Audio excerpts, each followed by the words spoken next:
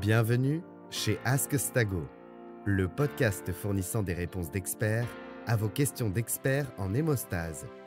Bienvenue dans ce nouvel épisode d'Askestago, le podcast dédié à apporter des réponses d'experts à vos questions d'experts en hémostase. Je suis Dana Hazard et je suis très heureuse de co-animer cet épisode avec Audrey Carlo. Aujourd'hui, nous allons discuter de la thrombose et l'hémostase chez la population pédiatrique. Nous reviendrons sur les aspects spécifiques à garder à l'esprit lorsqu'on travaille sur ce type d'échantillon en laboratoire clinique. Oui, Dana, et notre invité, notre expert même pour aujourd'hui, pour couvrir ces questions, est François Depasse. François, tu es directeur du développement clinique chez Stago et c'est un plaisir de l'avoir avec nous encore une fois aujourd'hui. Bonjour François. Bonjour Audrey, bonjour Dana, merci pour votre invitation. Je suis ravi de répondre à vos questions aujourd'hui. Bonjour François, merci d'avoir accepté notre invitation. Peut-être pourrions-nous commencer notre discussion par le début du parcours du patient pédiatrique, la préparation de l'échantillon.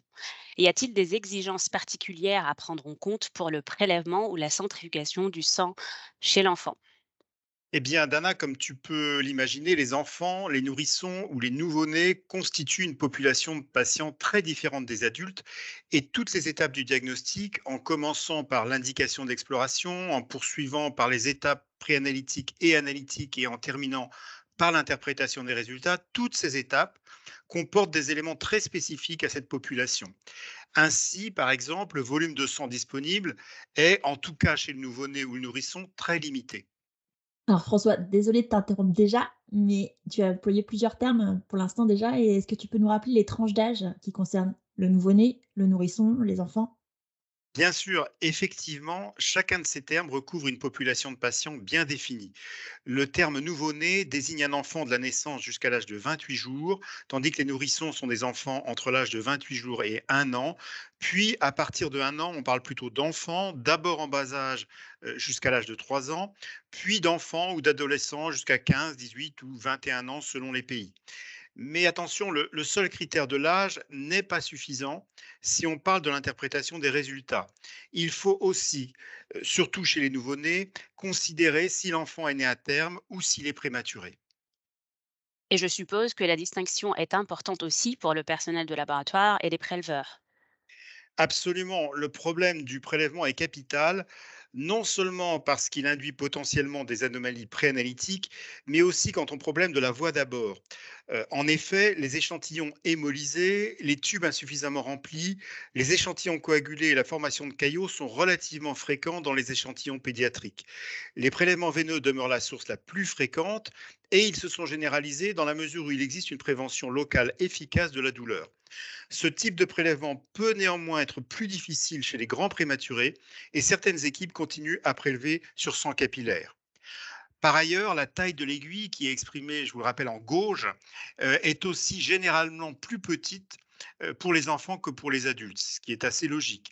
Quand les adultes sont souvent prélevés avec des aiguilles de calibre entre 19 et 21 gauges, on utilise plutôt des aiguilles plus petites de 23 à 25 gauges pour les enfants. Et bien évidemment, on doit dire que la formation des préleveurs est cruciale, surtout lorsqu'il s'agit de prélever des nouveau-nés ou des enfants prématurés. Oui, on pourrait même parler du management des parents de ces enfants, à prélever. Absolument. Et nous avons eu un podcast complet sur la préparation des échantillons dans la saison 2.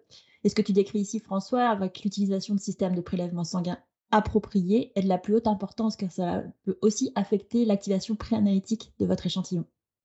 Oui, c'est vrai qu'il existe de nombreuses astuces pratiques à connaître pour la préparation des échantillons sanguins en vue du bilan de coagulation. Cependant, il y a encore quelque chose que je voudrais souligner dans cette phase préanalytique pour les enfants. Le volume de sang total d'un prématuré pesant 1 kg est de l'ordre de 100 millilitres et celui d'un nouveau-né à terme de 250 millilitres. Cela signifie que le prélèvement d'un tube standard représente une proportion non négligeable du volume sanguin. Et le premier challenge est donc de limiter les investigations au strict nécessaire. Est-ce que tu as un ordre de grandeur à fournir à nos auditeurs? Bien sûr, un volume de sang de 1,2 millilitres permet, compte tenu de l'hématocrite, d'obtenir un volume de plasma suffisant pour réaliser les principaux tests de coagulation. Oui, je me souviens avoir vu ces très petits tubes d'échantillons pédiatriques entrer dans certains laboratoires. Il me semble qu'il faut demander toujours aux fournisseurs la liste des tubes validés sur chaque instrument. Il existe probablement aussi des tubes pédiatriques, mais on a parfois besoin d'adaptateurs, par exemple. Alors, à nos auditeurs, n'hésitez pas à aller demander conseil à votre fournisseur d'analyseurs d'hémostase ou même au fabricant. C'est vrai qu'il est très important pour le technicien de laboratoire de savoir s'il aura besoin ou non d'adaptateurs spécifiques pour traiter les tubes d'échantillons pédiatriques. Comme nous venons de le dire, les possibilités de prélèvement sanguin sont très limitées et il est important de faire encore plus attention aux tubes d'échantillons pédiatriques. François, tu fais une transition parfaite vers ma prochaine question. Comme le volume d'échantillons est encore plus limité, je suppose que le laboratoire doit faire des choix très éclairés sur les tests à effectuer. Bien sûr, le dialogue biologiste-clinicien est ici aussi primordial pour cerner l'indication de l'exploration et déterminer la stratégie diagnostique la plus appropriée et le laboratoire doit ensuite jouer intelligemment avec les tests à réaliser et l'ordre de leur réalisation pour aboutir au diagnostic avec le volume limité de plasma disponible. Et pour en revenir au type de test effectué, si on se concentre sur notre expertise chez Stago, c'est-à-dire la coagulation, je pense qu'on a tous en tête l'exploration d'un trouble du saignement. En fait, je pense qu'aujourd'hui même, l'hémophilie est diagnostiquée dès les premiers jours de vie et il est difficile d'en faire une généralité car ça dépend aussi de l'accès aux soins et de la guérison dans certains pays. Alors, le bilan préopératoire et l'exploration des tendances hémorragiques sont effectivement les indications les plus fréquentes d'un bilan d'hémostase pédiatrique. Il faut aussi garder à l'esprit que le bilan préopératoire pédiatrique peut être remplacé ou complété par un questionnaire adapté. Quant à la recherche d'une prédisposition familiale à la thrombophilie, elle n'est en général pas indiquée compte tenu de la très faible incidence des thromboses chez l'enfant, à l'exception des enfants qui sont issus de familles ayant des déficits sévères en antithrombine ou en protéine C. Cependant, chez l'enfant hospitalisé, en particulier en oncologie, l'incidence de la thrombose veineuse tend à augmenter. Il s'agit principalement de thrombose de cathéter, mais d'autres localisations sont possibles et les facteurs de risque sont variés. Chirurgie, immobilisation, sepsis, cancer et bien sûr thrombophilie. En t'écoutant, François, je suppose alors que les tests de coagulation effectués sur des prélèvements pédiatriques seront très différents si le laboratoire est rattaché à une maternité, à un centre de cancérologie ou à un grand service d'urgence, par exemple. C'est vrai, c'est pourquoi il est aujourd'hui difficile de fournir des explications ou des réponses toutes faites. Mais je voulais juste souligner que les événements thrombotiques peuvent survenir aussi bien chez les jeunes que chez les adultes et qu'il ne faut pas négliger les symptômes de thrombose veineuse ou artérielle chez les enfants, même s'ils sont beaucoup plus rares que chez les adultes. Ça résonne assez bien avec nos campagnes de sensibilisation annuelles autour du 13 octobre avec la journée mondiale de la thrombose que tu dis là, François. Oui, la sensibilisation aux événements thrombotiques possibles est essentielle, mais encore une fois, il est parfois très difficile de les détecter car les enfants parlent à peine avant 18 mois ou 2 ans et leur expression de la douleur peut également être difficile à interpréter. C'est pourquoi déjà considérer ce diagnostic comme une possibilité peut en améliorer la prise en charge. Cette prise de conscience, notamment favorisée par la journée mondiale de la thrombose chaque 13 octobre, contribue d'ailleurs probablement à l'augmentation des cas de thrombose pédiatrique reportés. François, nous entrons maintenant dans la dernière partie de notre podcast, l'interprétation des résultats. Y a-t-il des règles à suivre?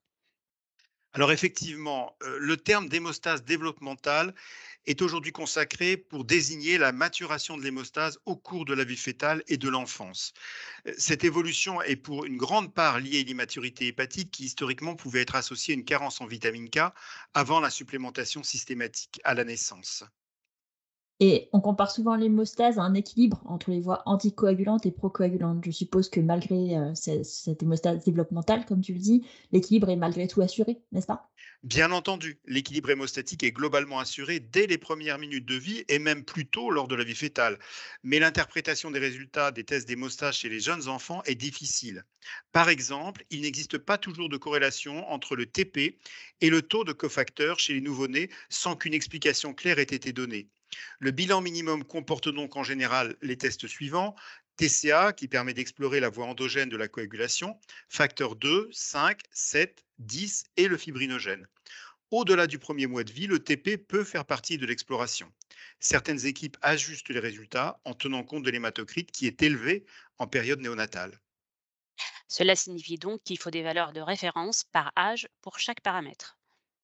Exactement, Dana, mais comme tu peux t'en douter, ce type d'étude n'est pas aussi facile à organiser correctement comme il devrait l'être. De plus, comme l'a montré une étude de Paul Monagel, les valeurs obtenues pour les différents tests diffèrent selon l'automate et les réactifs utilisés, ce qui doit inciter chaque laboratoire à établir ses propres normes. Et là, j'imagine que c'est toute une histoire parce que pour des raisons éthiques, ça doit être difficile d'organiser, d'abord de convaincre des jeunes parents de faire une prise de sang sur leur enfant si celui-ci est en parfaite santé. Et oui, Audrey, tu connais bien la problématique. Pourtant, il existe des articles fournissant des valeurs de référence pour différents fournisseurs de systèmes d'hémostase. Et comme tu peux l'imaginer, celle-ci s'avère extrêmement utile car les laboratoires auront ainsi seulement, entre guillemets, besoin de vérifier les valeurs de référence sur leur population dans leur environnement. Cela nous rappelle le principe de transfert que Jérôme Pento a expliqué dans notre épisode autour de la détermination de valeurs de référence en coagulation. Mais j'allais dire la même chose, Dana. C'est ce qu'on avait eu en saison 2. François, on approche de la fin de notre podcast. Aurais-tu des messages clés que tu aimerais que les gens gardent à l'esprit aujourd'hui après t'avoir écouté? Je pense que la principale leçon à retenir de notre conversation d'aujourd'hui est de se rappeler que les patients pédiatriques ne sont pas simplement de petits adultes. De nombreux éléments doivent être pris en compte lors de la réalisation des tests d'hémostase chez les enfants, en commençant par les facteurs préanalytiques, en continuant par la stratégie diagnostique liée à la contrainte du faible volume de l'échantillon disponible et en terminant par l'interprétation des résultats. Le sang est précieux et l'épargne sanguine est au cœur des préoccupations actuelles, encore plus chez les enfants et les plus jeunes d'entre eux. Il est donc important de faire de notre mieux pour mener les investigations les plus adéquates pour répondre à la question posée.